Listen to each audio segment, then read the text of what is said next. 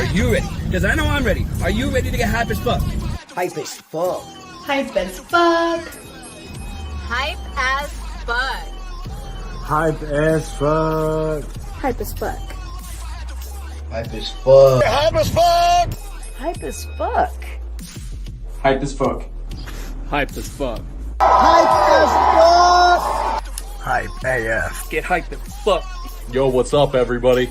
Skyman is tapping the fuck in. And if you haven't heard already, hype as fuck, baby. Let's go.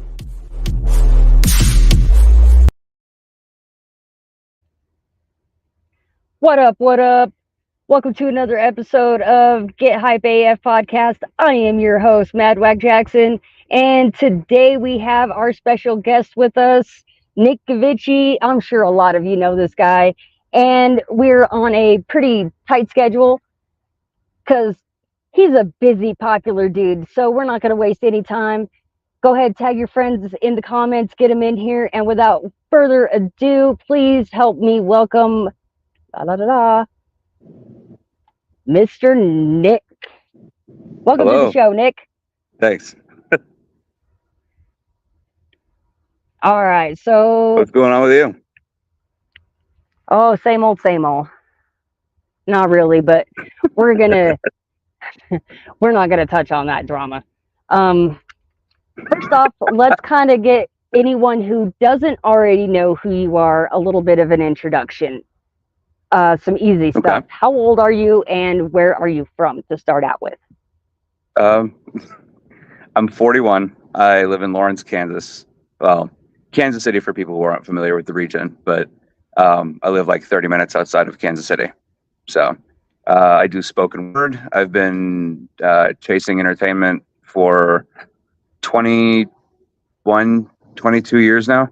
And in the last like 5 years, it's just been starting to pick up steam. So that's where I am now. A lot of what I've been trying to do for the last 22 years is actually starting to pay off. And besides, you're into a lot of stuff. So why don't you kind of lay out just some of the things that you're currently into besides spoken word? Okay, so the whole journey is interconnected. So I started off coming out of high school. I wanted to be a screenwriter and an actor. Well, I wanted to be an actor first.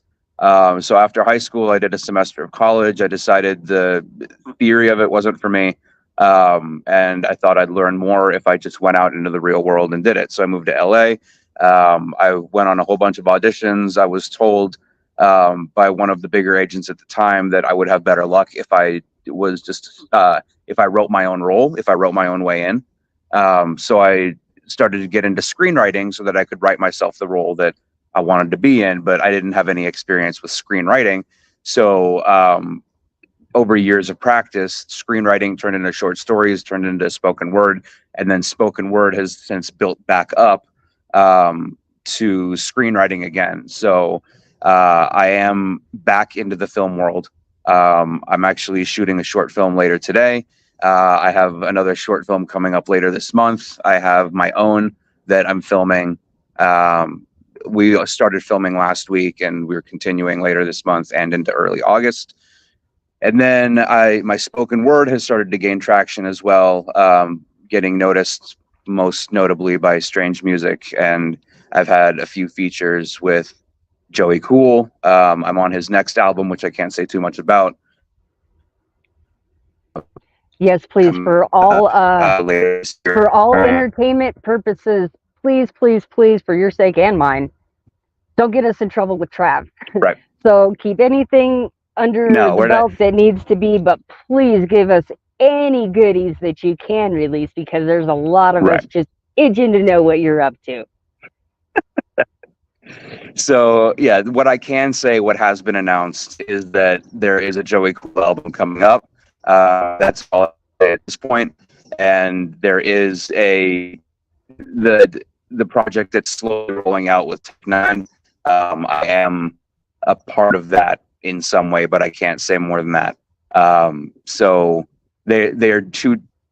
I do different things on both albums, but it's always a good time going to Strange, and those guys have become my like extended family at this point. I don't rap, but what I do has been accepted, and I keep going back. So hopefully there's more where that came from. That is awesome. Huge congratulations on that achievement. Thanks. I, for one, happen to know that you've also happened to be in a few music videos with Strange. Can you name some of those for us? I can. So all of those have been released. Back when I moved back from New York in 2015, I started campaigning in 2016 to be noticed by Strange, because I thought it would overlap pretty well. And then in 2018, I got signed to a talent agency, and in 3 months later, I got picked up for my first music video appearance, which was an undercover cop in Tech Nine's "Like I Ain't" music video, which was actually part of the cathartic short film series that tied in his entire Nina album together. So I had a small role in that. It was a speaking role, which was a pretty big deal. And then after that, there was a little bit of a lag in getting work again, but then following that, it started picking up pretty quickly. I got cast in Joey Cool's Thomas Shelby video. You can see me in the background, and then again during John Connor's verse, the back of my head. And then I got cast in X-Rated featuring Tech Nine, Still Right Here. And then I was in the Face Off music video, but the way that was edited together, you can't really see because I'm part of the massive crowd that they have getting hype at the concert. And then I did 2 back-to-back videos, one for King ISO for Feel, where I played a correctional officer, and then one for Nut House, What Happened to You, which was I forget the lady's name, but it was Scarecrow and Tech Nine were also in that, so it was like a reunion for Nut House. And then I've also done some work with Seuss Mace, who is not technically Strange music yet, but he's done a lot of work with Tech in the last couple years, and he's fucking amazing, and he's starting to get the flowers that he actually deserves. So if you keep your eyes open for him too, I'll probably be working with him again in the future as well. Hopefully.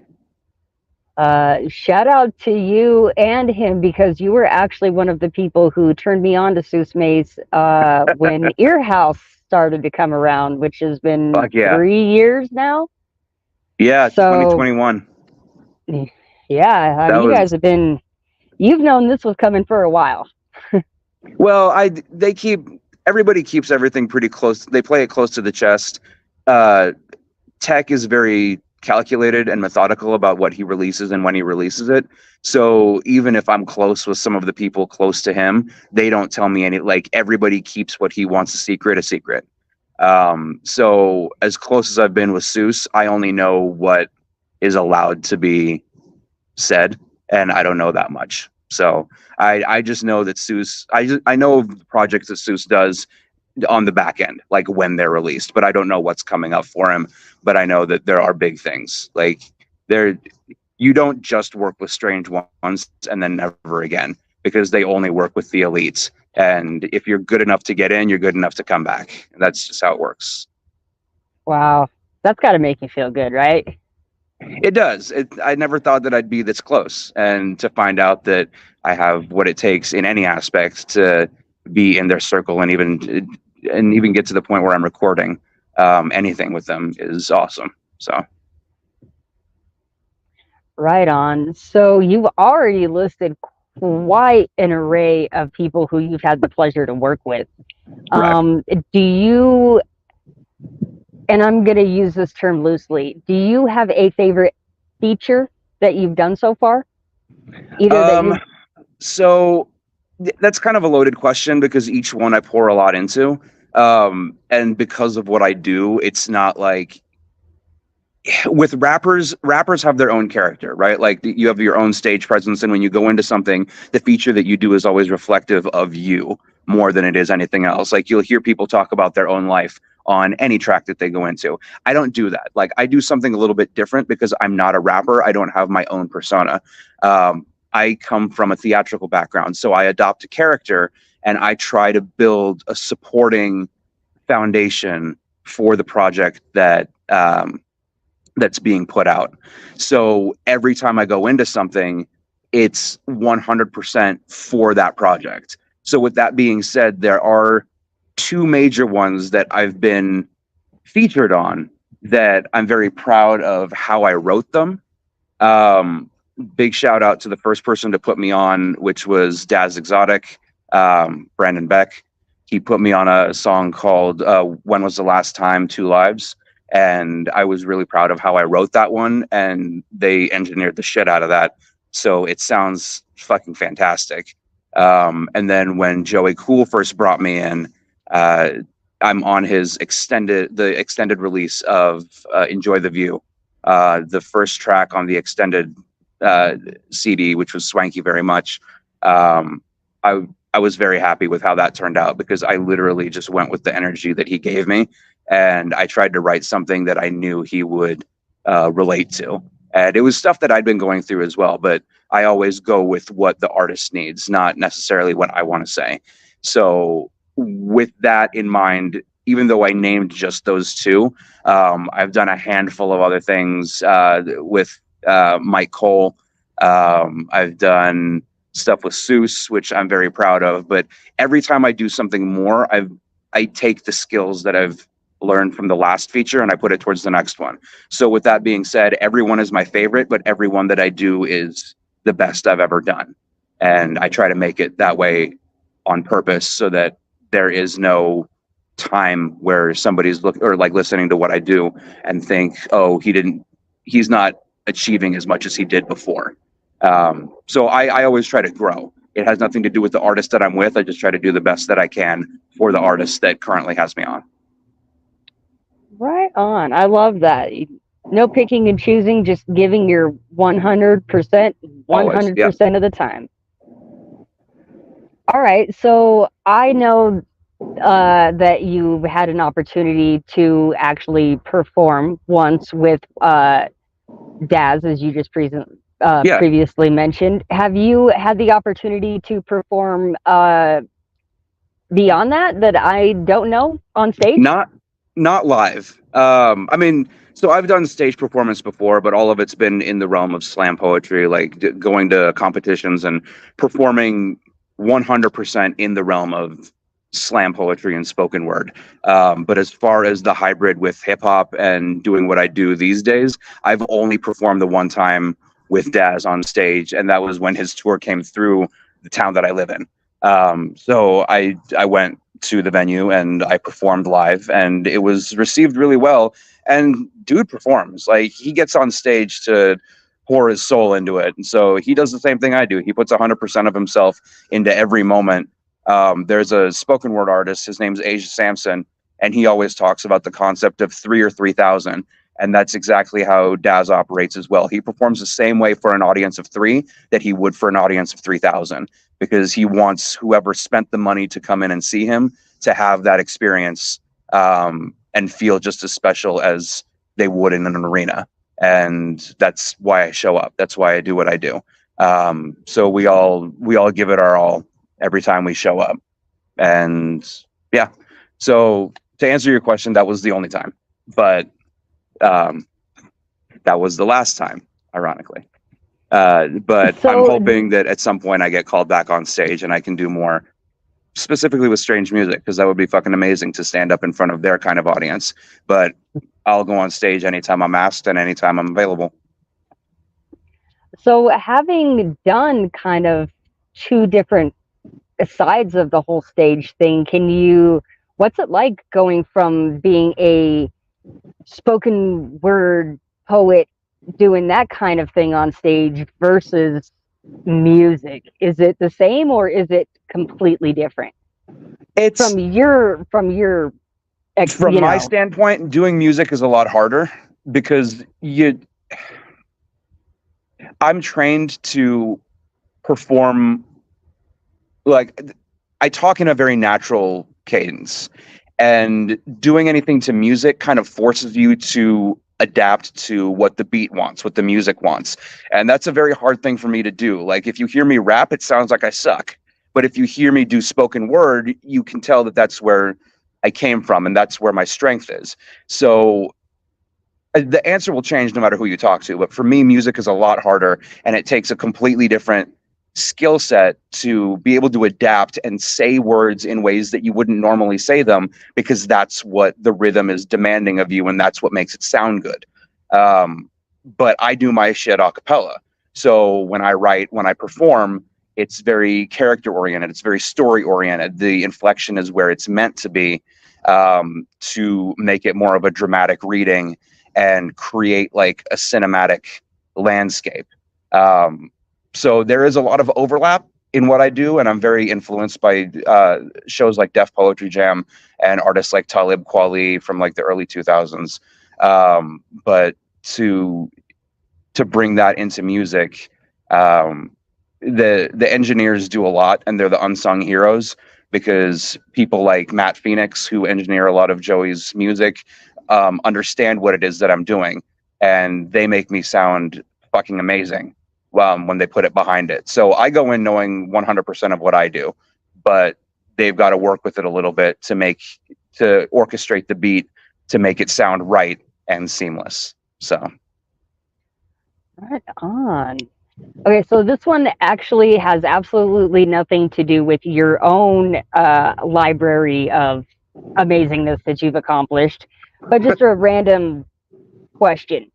Sure. Right now, what song from anyone, any genre, anything makes you feel emotion? And that emotion can be happy, sad, anything.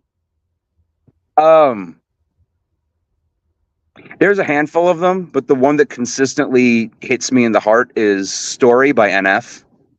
That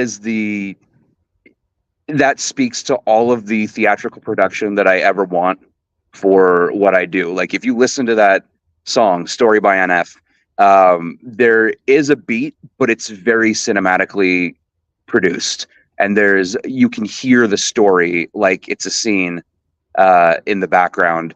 And every single time it chokes me up, and it gives me anxiety, and it makes me want to cry, and it makes me want to scream, and I feel like I'm in that room. So that one is consistently at the top of my list. And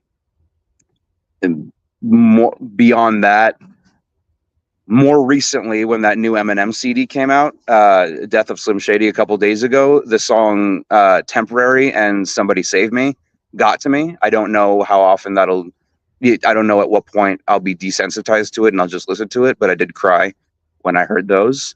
And then when I was younger, The Show Must Go On by Queen was the one that got to me more than anything else. So those are the ones that I can think of off the top of my head. Some old school shit thrown in here. All Yes. right. So now that you kind of took us back in time a little bit, who is one of your biggest overall inspirations? There's several answers to that for several reasons. Eminem was the reason that I picked up a pen and tried to fix my vocabulary and work words in a different way.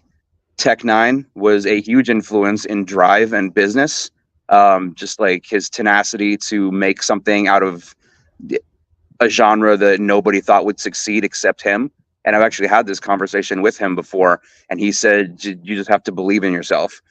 Years can go by where it doesn't look like it's lucrative. It doesn't look like anything's going to happen with it. But as long as you believe that that's the thing and that's the future, then chances are your drive will just people will just pay attention because you're paying attention, because you believe in it so wholeheartedly. So his passion for his genre definitely influenced me. Talib Kweli, like I said, just the way that he performs his work as spoken word was incredibly influential, as was DMX. And DMX as an artist all around is fucking amazing, but his Prayer series was what really got to me, because that spoke to my theatrical state. He's not rapping when he does that, he's just rhyming, and it's just as impactful as anything else that he does. And then as far as going into the world of film, Kevin Smith influenced me very early on. I did have to learn how to dial back the dialogue and stop writing as much, because that's his voice and not necessarily mine. So it sounded a lot, when I first started writing, I sounded like a Kevin Smith copycat.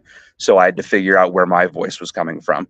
But I was influenced by him. I was influenced by authors like Chuck Palahniuk, Robert Louis Stevenson, a little bit of Edgar Allan Poe. Like I take a lot from controversial literature and classic horror. My Chemical Romance was a huge influence on me because of their theatrics and like dark vaudeville type presence. Yeah, I mean, to take a page out of Tech Nine's book, I like talent. It doesn't matter what genre it is. It doesn't matter who it is. If you do what you do and you do it well, I'm taking influence from you, because that's something that speaks to me. Just a dedication and devotion to whatever it is you do and making it as engaging as possible for your audience. I was going to say, I'm noticing a trend in everything that you've had to say, is that you gravitate to people with drive to push toward their dreams. That's a consistency in all of your answers, and I fucking love that. Yeah. And I grew up with all kinds of influence. My mom raised me on classical music. My dad raised me on classic rock. I come from a family of immigrants. I was the first one born in America. So all of the media that I was introduced to was stuff that you would just understand without having to know the language. So I was watching like old school horror movies that you could just tell what was going on by what was on the screen and not necessarily having to understand the language. So there's a lot of that emotion and like projection and energy that has to come even behind and before any of the words that you say, because the lines can fall flat if you don't fully dedicate yourself to it. I missed a lot of the 80s because I was a shy kid. But then going into the 90s, the swing revolution, Squirrel Nut Zippers, Cherry Poppin' Daddies, Brian Setzer Orchestra, a lot of that was just a big influence on me. Bare Naked Ladies, Blink 182.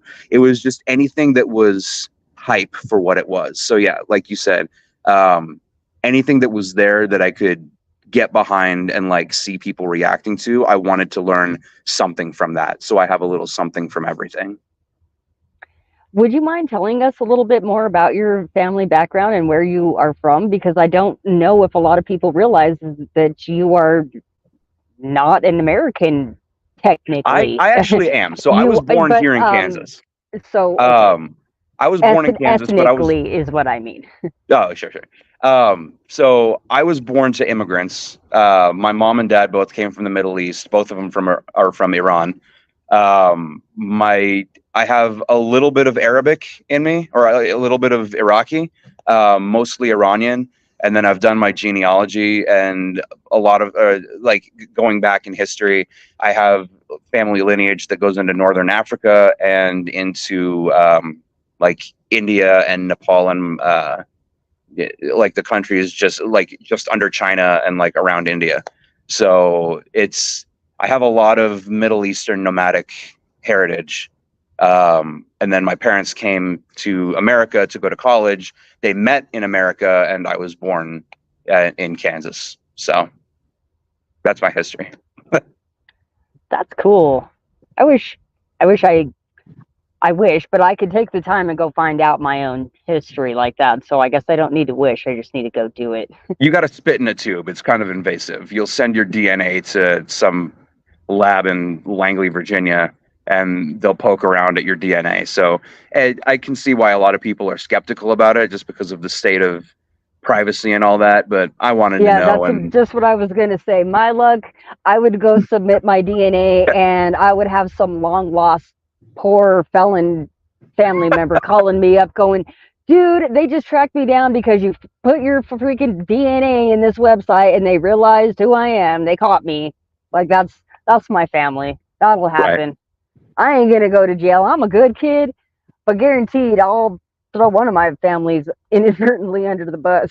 I figure they already know everything they're gonna know about me. I'm not rich enough to hide anything. They've already tapped me. I've posted enough on social media. My whole life is public. So why not spit in a tube as well? Yeah, pretty much, right? I want to take a second to remind anyone who's watching to tag your friends, tag anyone who might be available to watch this. I know we're having an early show today, but get some people in here. And if you are watching, drop some questions, you guys. You never know. This guy does a lot. So drop any questions about music, acting, voice acting, whatever you want to know. I don't know. Ask him a math question. He'll probably know that too. If you drop post some questions in here. if you post this later when we're not live, I'll respond to the comments too. I'll watch to see who's commenting under it. This will absolutely be up. You can rewatch it on Facebook. You can rewatch it on YouTube, and we should be on Twitch as well. So if you missed the live stream, absolutely feel free to come back and check up and comment, because like you said, he will try to check in on this later. So if you're just tuning in and you're busy, come back. If not, please hang out with us and drop some questions. Right.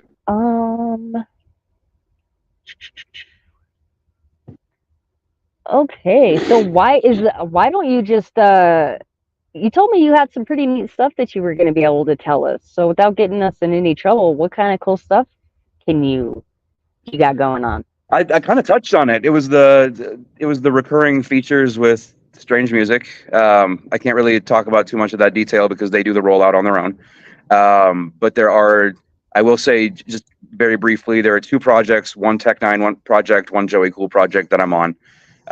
Both of them coming out this year. And then I'm working on 3 different short films, one of them which I wrote.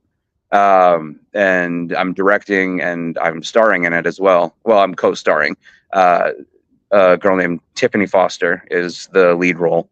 And that one it's about allowing AI too much access to your life through your phone. It's a short film. It's 26 pages. But I'm hoping that I'm going to use that and leverage it to submit to film festivals, and then hopefully go back to Cinequest next year, which is a film festival that I now have deeper connections with. They're like my family. And I'll go back to California, hopefully as an artist this time, and premiere that. Fingers crossed that I'll get it edited in time and submitted and they like it. So a lot has to line up for that to happen. But if that does happen, which I try to manifest, I'll be back in California next March.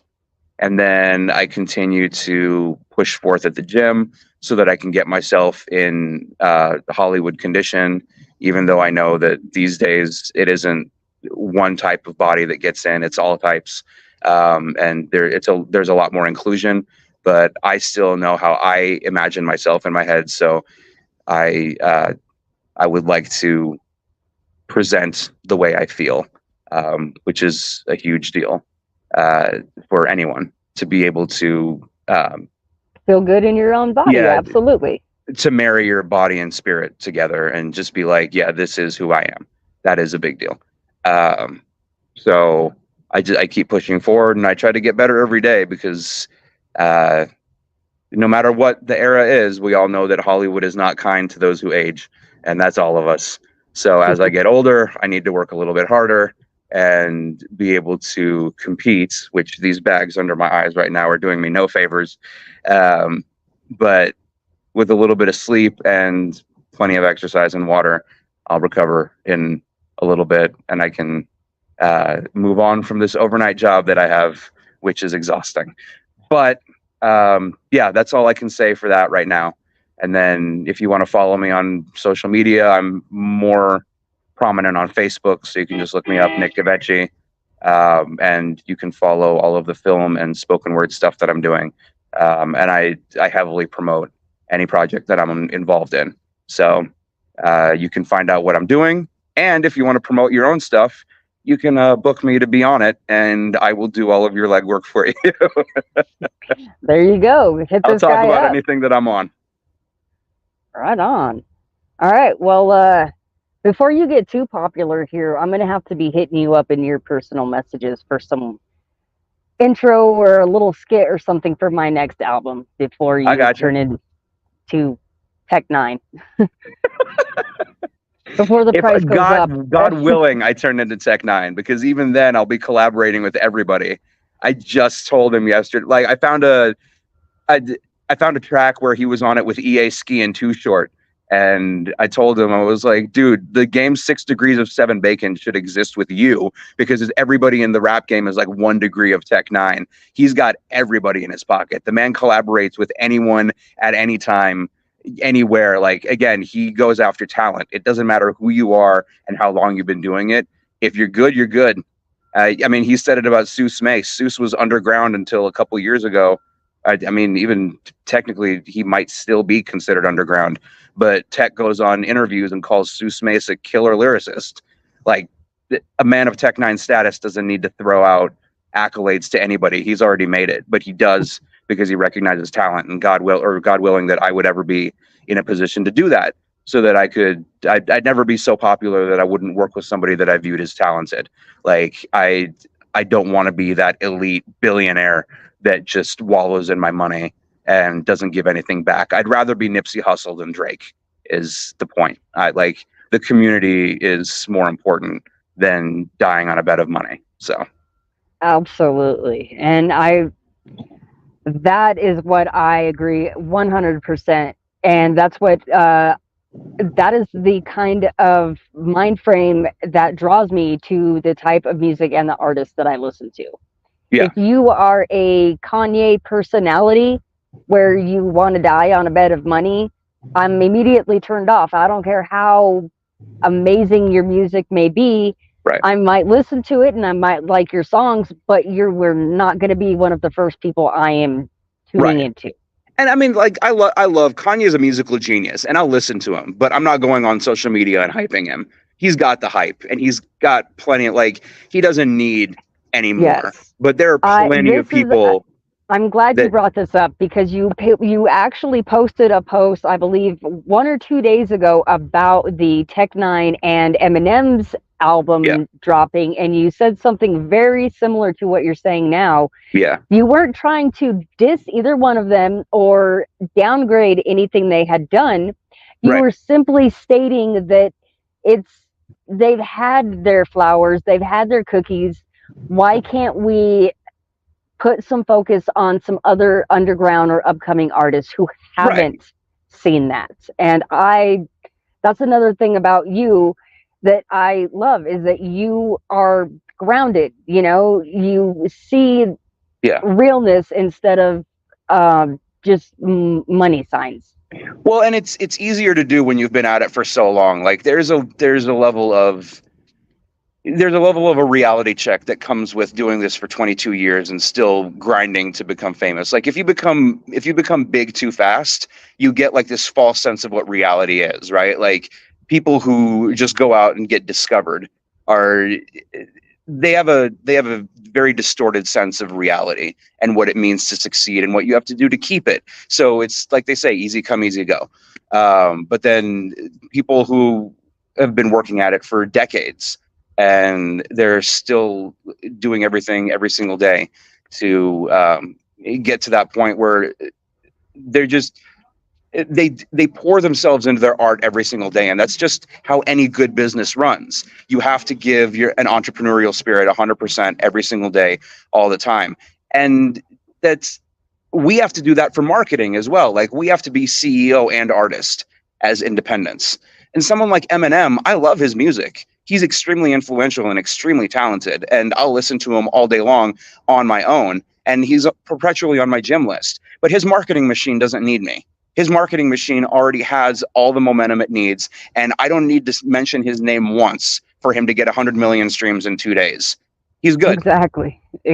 But I do need to talk about people like Daz Exotic and Seuss Mace, and even on a higher level, but still kind of in need of that marketing, Joey Cool, Matt Phoenix, all the people that I've been talking about on this podcast today are still at a level where they're appreciative of that marketing. They're appreciative of having anyone talk about what they do, and they're relatable and accessible. I'm not getting close to Eminem in my lifetime, ever. Widow. The bastard. So Sorry. Yeah, it's just, if you know that, to anyone watching, if you know an artist, hype them, because it's been said 1,000 times, but everybody that you love started as nobody, and you didn't know them until the marketing machine started promoting them. So give back to the people who are struggling, because the person next to you, the person down the street from you, the person who was opening for a band at 3 p.m. and 5 people showed up to their show, that person could be a superstar tomorrow. It's up to the team behind them to make that happen, because an artist can only promote themselves so far before it starts sounding like ego, and nobody likes ego. So don't make them do all the work, because it's a huge turnoff at some point and people think that you're just being delusional. So if you know someone and you like their stuff, give them their flowers, share their shit. It's good. I promise you. It'll come back. That is some of the best advice I think I've ever had on this show. And you even explained why it is so important. Right. Because as you said, after a while, my fans are going to get sick of me telling, hey, do this, buy this, support me, support me, support me. And I don't want to be that person. And after a while, you can't escape that. It may not be what you're trying to put out there, but that unfortunately is right. What they're taking in is me, me, me, me, me, me, me, me, me, me. Yeah. And unfortunately, that's what capitalism does to people. If money is the driving force, which it is in this country, no matter what we want to say about it, then everybody's trying to make a buck. And to make a buck, you need to market that product. And to market that product, it's either going to be you and you alone or you and a team. And it sounds a lot better when it's you and a team, because I could talk about the shit that I do all day long and people will be like, of course he likes what he does. He does it. He's going to profit from it. So if you like what I do, if you like what somebody else does, talk about it. It's so much nicer. It's so much easier. So what are some strategies and ways you have to grow, or in other words, your 5-year plan? I mean, if we're being completely honest, I'm 41 and still trying to figure out how to completely pay my bills. So I'm not the best one to give that advice, but I will say what's worked for me so far. Amen to us 40-year-olds who don't know what the fuck we're doing, man. Hell yeah, go us. I will say what has worked for me so far, what has gotten me the audience that I have, what I am proud of is the fact that I do have a couple thousand people that several hundred of them are loyal reactors and followers. And that did not come easily. That's not something that I woke up one morning and realized, 100 people are liking and commenting on my stuff. That was something that I had to do by being accessible. So again, I'm going to go back to the fact that I took that out of Tech Nine's playbook. You have to be humble, no matter how big you get. You have to be willing and able to talk to everyone and anyone as if they are just as worthy as the person who's got fat pockets. Because the person who's got fat pockets is always going to look at you like an investment. And if you don't have the relationship with the people who are just commenting and liking on your statuses, the person with the pockets isn't coming. Because they need to know that you have an audience, and the audience likes to see you grow. So you need to grow your audience first, and then the people with the money will come. And it's still a ways off for me, but I'm starting to get into that level where people that can make things happen for me are taking notice. And God knows if that's going to happen or not, but I'm a little bit closer than I was when I started. And that's all we can do, because all of this is like the lottery. You just have to, it's a lot of luck and a little bit of preparation. So, well, a lot of luck and a lot of preparation, but just keep doing what you're doing, which is buying those lottery tickets. And that, in this analogy, buying the lottery ticket is just doing the work, putting out your art, communicating with your audience, being accessible. Live on your phone. It's a terrible piece of advice to give when in a world where everyone's like, get the fuck off your phone and be a real person, but live on your phone. Talk to people. Be willing to admit when you're wrong, have conversations that need to be had, accept responsibility for when you say something that you probably shouldn't have said. I've done that 1,000 times and I'll probably eat my foot 1,000 times more. But be a real person, and real people will enjoy that. And then when you have enough real people behind you, the fantasy people will come around and be like, oh, it looks like you're really putting in the work, and it looks like you're an awesome artist. And if nothing else, you have the tenacity to put the legwork into the investment. So to boil all of that down into a soundbite, treat your art like a full-time job. This is not a hobby. Don't treat it like a hobby. Don't put it behind anything else. Work at it just as hard as you would work for anything else, and hustle it the way you would hustle for a 9-to-5 job that is actually paying you, because they can't pay you unless their product sells, and you can't pay you unless your product sells. So just fucking do it. If you can fail doing something you hate, fail doing something you love. That was Jim Carrey's best advice, and I live by that. Amen. And why on earth would you want to give yourself and your dreams any less of attention than you would a 9-to-5 job that could care less if you showed up tomorrow? Right. You are replaceable. So why are you going to give that job your 110% and not give your own goals that same respect? Right. So respect yourself. Thank you for that bit of advice, Nick. That is going to be a soundbite, because that's some of the best advice I feel like you could ever give, which was, in fact, my next question. So you answered that one. Unless you have more advice you want to throw down on us. I could talk down all day long. For the sake, I'll try to keep this as simple and concise as possible. So I've already rambled down several trails and tried to find my way back. So we're good. I think that's the best advice I got. Okay, so this one is, since you've given advice, now this is one of my my personal favorite questions, because it likes to throw everybody off. But flip side, you have a hater right now. How do you handle it? How do you approach it? I do have several haters. Okay, so the best way to say it is 8 Mile it. Everything I learned about haters, I learned from 8 Mile. Don't argue with them, because haters love to argue with you. All that's good. If somebody comes at you with some stank energy, don't go at them with the same stank energy. It's the laws of, let's put it in terms of physics.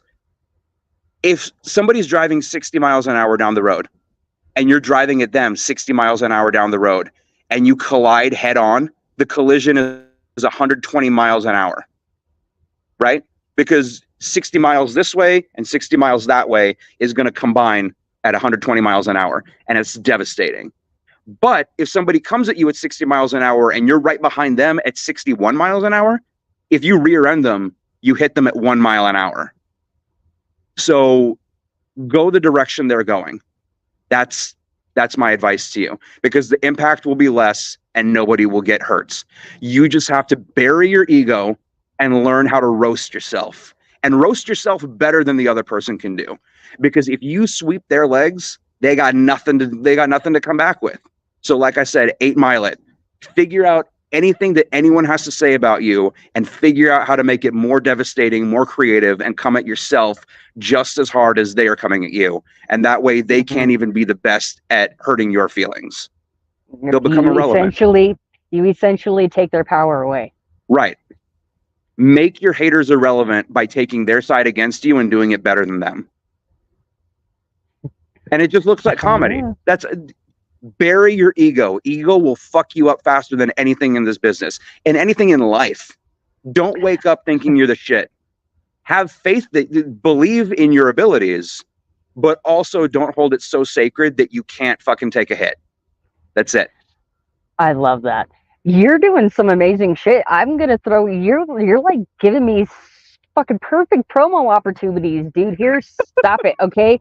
On that note, get yourself the new Mad Wag Jackson Emergence album, because there is a diss track on there about myself in that exact manner that we just spoke on.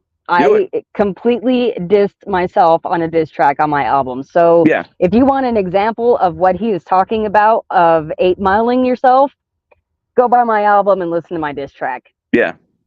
And that's my promo for now. And follow me on Facebook, because when people come at me in the comment section, I do the same shit in the thread.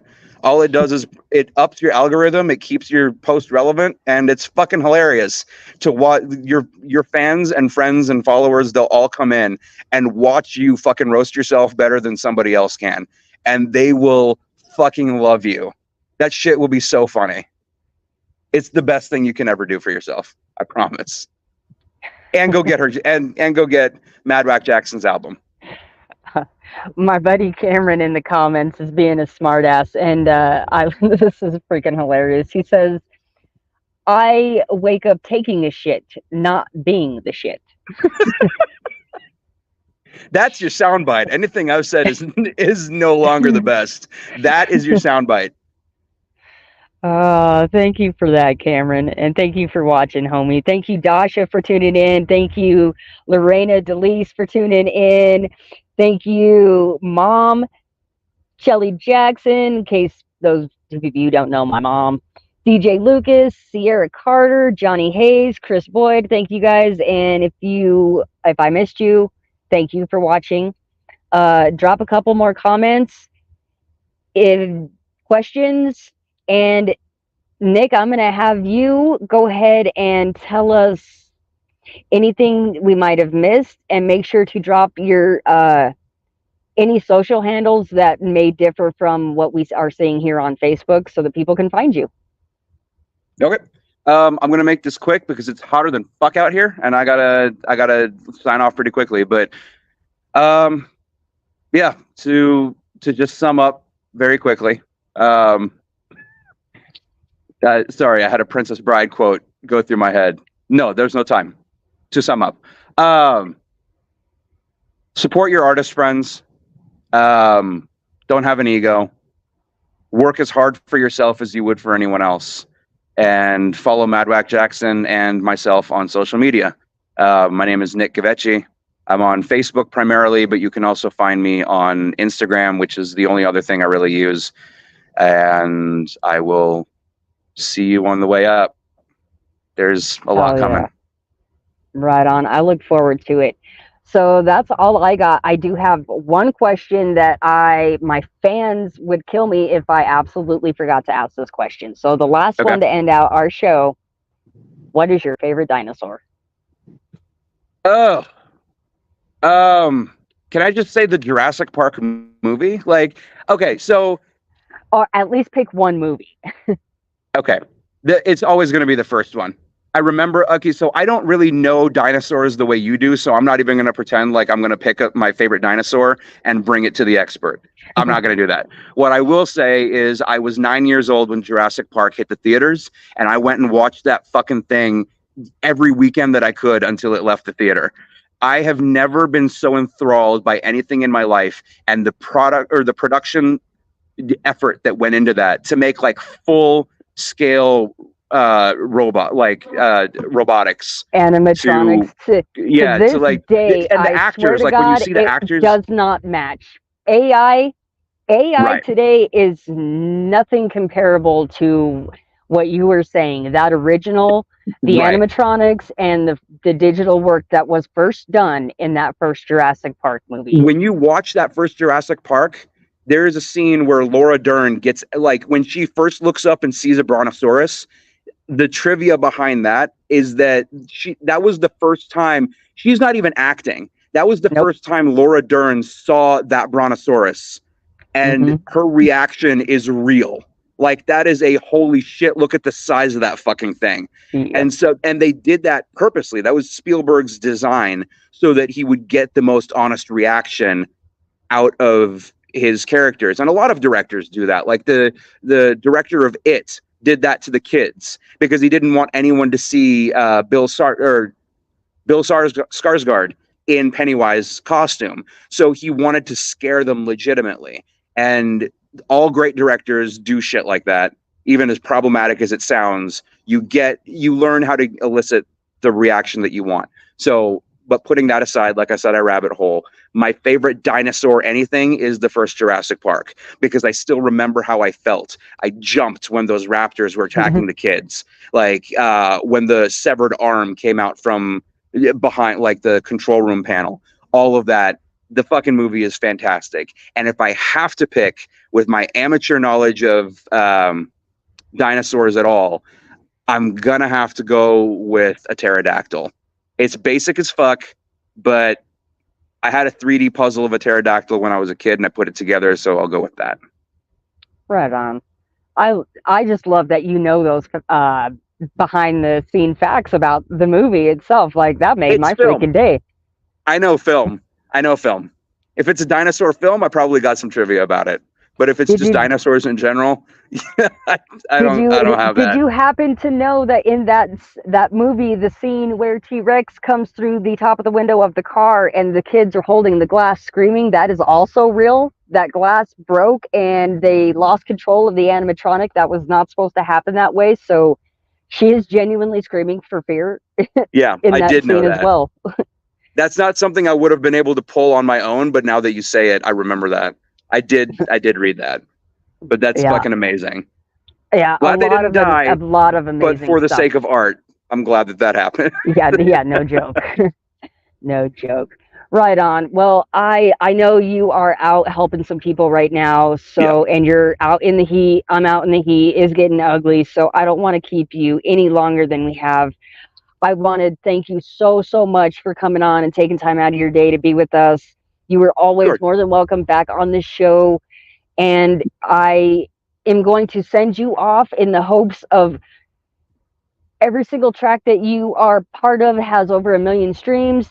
Any movies and any productions that you were a part of in your future just take off and become box office hits, man. God willing. That is my hope for you. Real quick promo, because Daz put me on first, just so you guys know, Daz has an album coming out this week, I think he told me. I'm not entirely sure on the days, but go on Spotify, follow Daz Exotic, D-A-Z, first word, exotic, as it sounds, second word. And just hit follow and figure out when that next album's coming up. I might be on it. I might not. I know I submitted something for it. I don't know if he got around to engineering it to his standard. But I might be there. I might not. But in either case, go listen to it anyway. And like we've said 3 or 4 times already, go follow Mad Wack Jackson on Spotify as well, because good shit's coming up. Good shit's coming up. Thank you, Nick. I hope you have an awesome rest of your day. And I hope you have an awesome rest of your life, man. I hope it just keeps going up. Dib kiss, my man. I'll be here. I'll come back on the show. When there's more to say, let me know. I'll be back. Let me know. I will have a seat for you. All right, cool. Thanks. Perfect. Bye. Thank you. Much love, man. All right. So that's going to do it for my show. Now that he's off camera and I'm not going to impeach on him, that guy he was talking about. But I'm going to leave it in the show because I'm that kind of person. You get your promo off me, even though you diss on me, hater. But it's okay. Go follow Daz Exotic. But more importantly, go follow Nick Givechi and every single thing he's doing, because that's what this shit's about.